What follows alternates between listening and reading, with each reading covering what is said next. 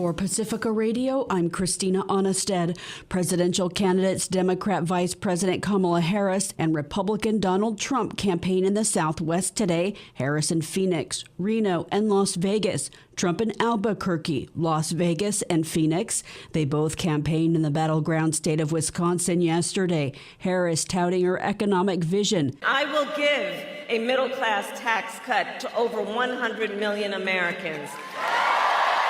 We will enact the first ever federal ban on corporate price gouging on groceries. We will fight to make sure hardworking Americans can actually afford a place to live.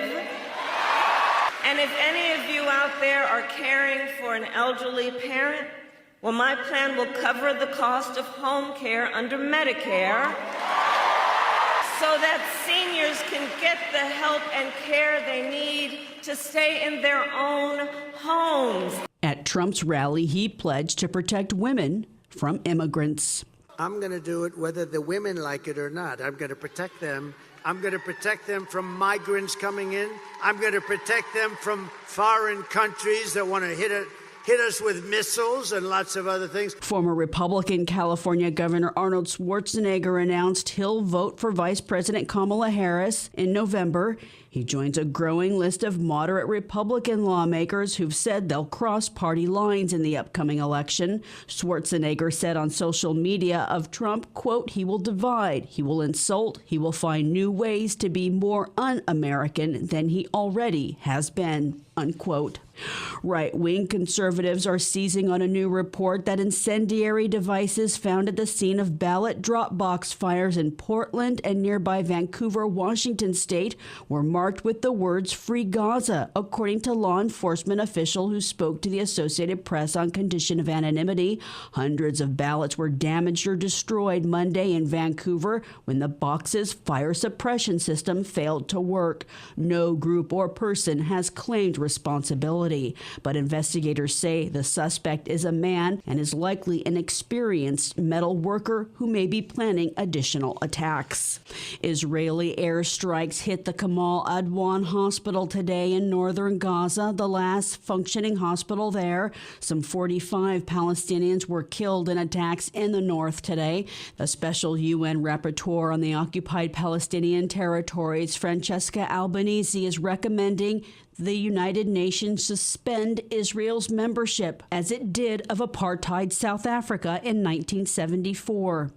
The United Nations Security Council heard another report finding Israel's military is targeting Gaza's health infrastructure. Eileen Alfandari reports. Navi Pillay is the former United Nations High Commissioner for Human Rights, who now heads an independent international commission of inquiry.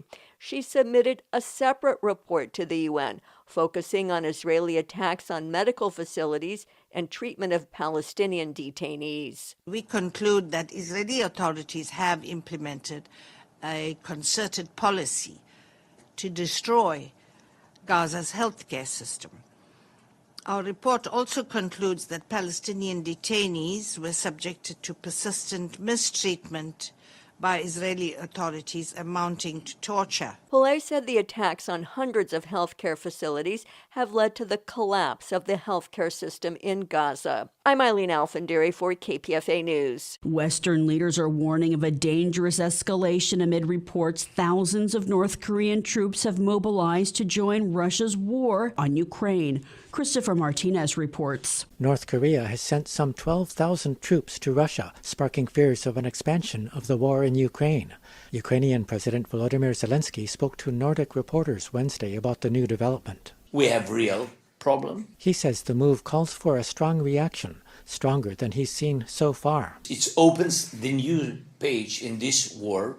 In Washington, D.C., U.S. Defense Secretary Lloyd Austin held a news conference at the Pentagon. Austin said Putin will not prevail in Ukraine, even with help from North Korea. Putin has gone tin-cupping to get weapons from the DPRK and Iran.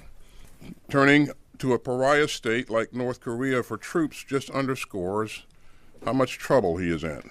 Austin was joined at the news conference by South Korea's Defense Minister Kim Yong-hyun. He spoke through a translator. Kim Jong-un didn't hesitate to sell out its young people and troops as cannon fodder mercenaries.